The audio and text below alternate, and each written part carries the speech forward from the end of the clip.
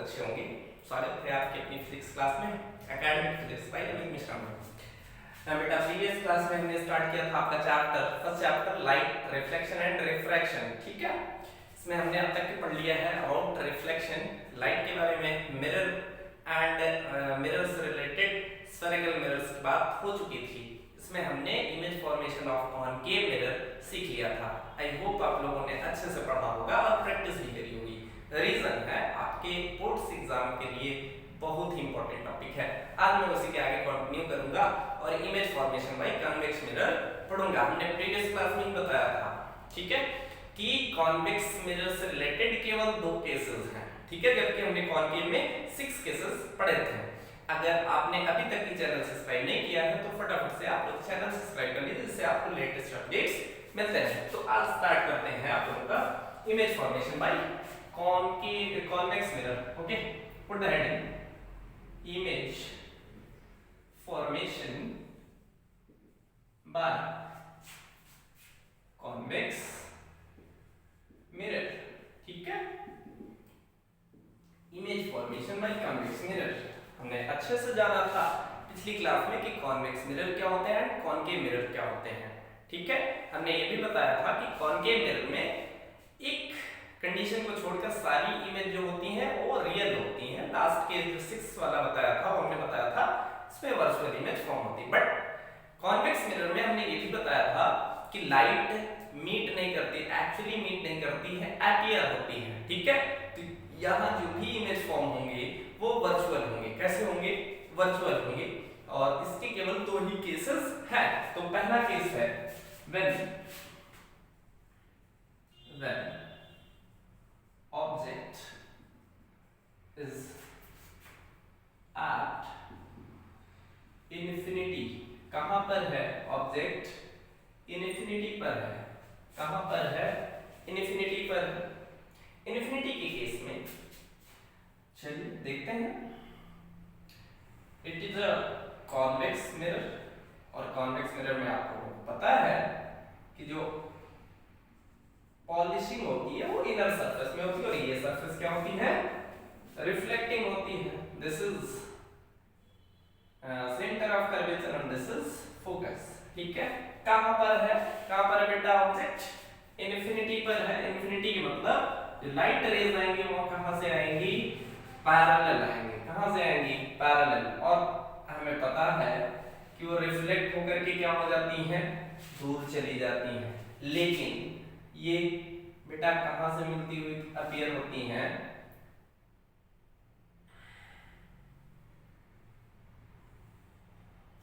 ये फोकस पर मिलती हुई क्या होंगी? अपीयर होंगी। कहां पर? फोकस पर। यानी यहां से देखिए ये लाइट रे इंसिडेंट हुई और आफ्टर रिफ्लेक्शन दूर चली जाएगी, लेकिन ऐसा लग रहा है कि यहां से आ रही। दूसरी लाइट रे ये भी रिफ्लेक्ट कर जाएगी और ये भी कहां अपीयर होगी? यहां पर अपीयर होगी आते हुए। फोकस यहां कर लेना बेटा, कर्वेचर आगे बढ़ा लेना, ठीक। यहां पर तो सिंपल सी बात है कि अगर कोई लाइट रे कहां से आ रही है बेटा? इन्फिनिटी से आ रही है। कहां से आ रही है? इन्फिनिटी से आ रही है। तो इसकी इमेज कहां बनेगी? फोकस पर बनेगी। क्या ये एक्चुअली में मीट कर रही है? नहीं सर, ये एक्चुअली में मीट नहीं कर रही है, ये अपीयर हो रही है। तो सिंपल सा अगर हम रिजल्ट लिखेंगे तो इमेज फॉर्म एट फोकस कहां पर होगा? फोकस पर होगा। कैसी होगी इमेज? which is virtual. कैसी इमेज होगी? वर्चुअल होगी। बेटा हमने दूसरी बात बताई थी, कॉनकेव में सारी की सारी इमेज कैसी होती थी? इरेक्ट होती थी। याद रखना एक चीज कि अगर इमेज रियल है तो वो इन्वर्टेड होगी, मतलब इमेज जो होगी वो उल्टा बनेगी। लेकिन अगर वर्चुअल है तो इमेज सीधा बनेगी। याद रखोगे, अगर वर्चुअल इमेज फॉर्म हो रही है तो इरेक्ट होगी इमेज, मतलब सीधी होगी। अगर रियल इमेज फॉर्म हो रही है तो वो इन्वर्टेड होगी, ठीक है। तो वर्चुअल है तो इसमें इसका मतलब क्या है? इरेक्ट होगी, ठीक है, which is virtual and erect. कैसी है? इरेक्ट है। और ऑब्जेक्ट से काफी छोटी होगी and highly diminished, highly diminished, highly diminished. ठीक है, तो ये फटाफट से नोट कर लीजिए, ये जरूरी नहीं है आप बनाएं, ये मीट करती हुई अपीयर होगी बस। ठीक है, नेक्स्ट हेडिंग, ये पहला केस हो गया। सेकेंड केस ये है कि ऑब्जेक्ट इनफिनिटी एंड पोल के बीच कहीं भी रख दिया जाए। तो when object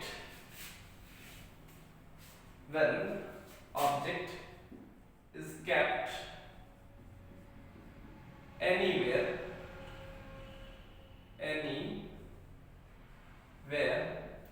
in between infinity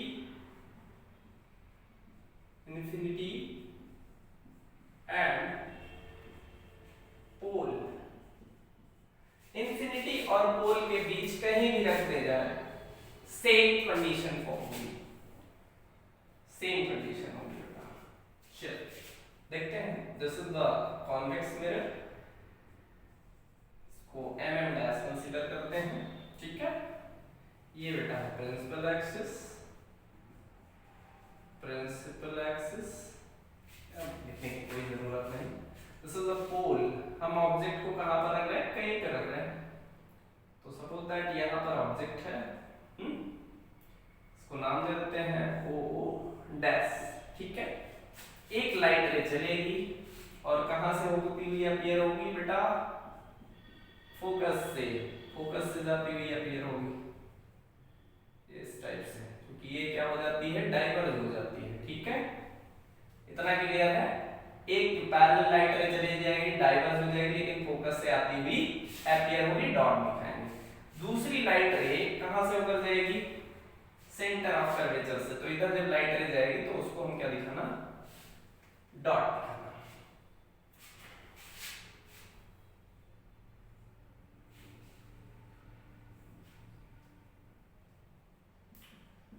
ठीक है, दूसरी लाइट रे कहां से जाती हुई अपीयर हो रही है, सेंटर ऑफ कर्वेचर से, और सेंटर ऑफ कर्वेचर से जाती हुई जो आती है वो अपने ही डायरेक्शन में वापस चली आती है। देखो ये दोनों लाइट रेज यहां पर इंटरसेक्ट करती हुई अपीयर हो रही है, दिस, और यही जो होगा वो क्या होगा, इमेज होगी हमारी आई डैश। देख रहे हैं आप लोग, सीधी है इमेज की नहीं, तो हमने कहा था कि वर्चुअल होगी तो सीधी ही होगी। क्लियर है, तो यहाँ ऑब्जेक्ट है, ऑब्जेक्ट से छोटी भी है, और ये सबके लिए बेटा चाहे जहां ऑब्जेक्ट की डिस्टेंस चाहे जितनी रखी जाएगी, आप इधर लाएंगे तभी इधर ही फॉर्म होगी, यही फॉर्म होगी। ठीक है ना, बिटवीन फोकस एंड पोल। ठीक है, याद रखिएगा। तो हम रिजल्ट लिख लेते हैं फटाफट से, इमेज फॉर्म बिटवीन, किसके बीच, pole and focus, image form between pole and focus. ठीक है, image form between pole and focus which is virtual,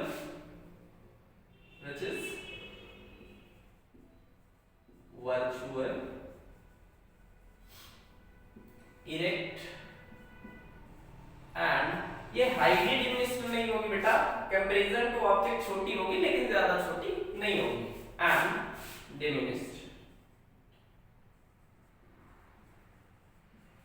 this is the two cases of convex mirror. I hope आप लोगों को अच्छे से समझ में आ गया होगा।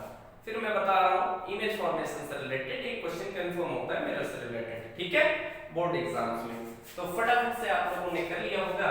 अब आगे हम बात करेंगे relation between focal length and radius of curvature. बहुत important, relation between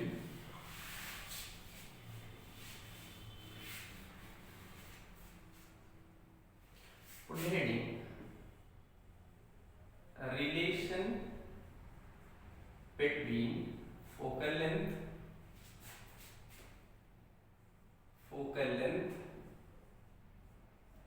and radius of curvature, जिसे हम कैपिटल आर से डिनोट करते हैं, radius of curvature of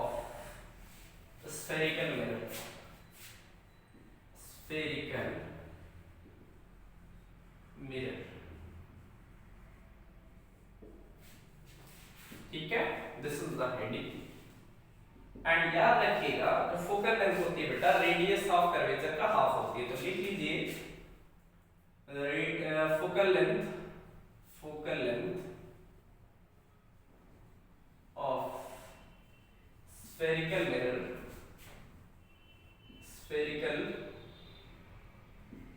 mirror is half of the radius of curvature of the mirror। कहने का मतलब जो फोकल लेंथ होती है वो रेडियाई का रेडियस ऑफ कर्वेचर का हाफ होता है। कितना होता है? हाफ होता है, यानी f is equal to r/2। ठीक है, याद रखिएगा, अक्सर क्वेश्चंस पूछ लेते हैं। एक सिंपल सा न्यूमेरिकल देते हैं कि अगर किसी मिरर का रेडियस ऑफ कर्वेचर 40 सेंटीमीटर है तो उसकी फोकल लेंथ क्या होगी? सिंपल सा बेटा 20 सेंटीमीटर। ठीक है ना, लिख लीजिए numerical. Question is if radius of curvature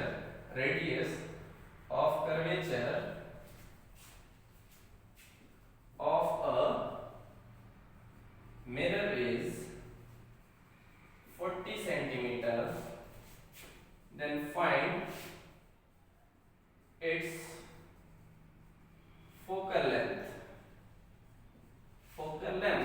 then हमें पता है रेडियस कितना है 40/2, कितना आ जाएगा 20 सेंटीमीटर। तो फोकल लेंथ की वैल्यू कितनी हो गई? 20 सेंटीमीटर हो गई। ठीक है, आज के लिए इतना ही। नेक्स्ट क्लास में हम समझेंगे अबाउट मिरर फॉर्मूला के बारे में समझेंगे और उससे रिलेटेड न्यूमेरिकल सॉल्व करेंगे। ठीक है, और उसके बाद uses of concave and convex mirror और आपका रिफ्लेक्शन का टॉपिक फिनिश हो जाएगा। ठीक है, तो आज के लिए इतना ही। क्लास कैसी लगी आप लोग कमेंट में जरूर लिखिएगा। इसके अलावा अगर आपको पीडीएफ चाहिए तो डिस्क्रिप्शन बॉक्स में पीडीएफ गिवन होगा। ठीक है, आप लोग अच्छे से समझिएगा। Thank you all.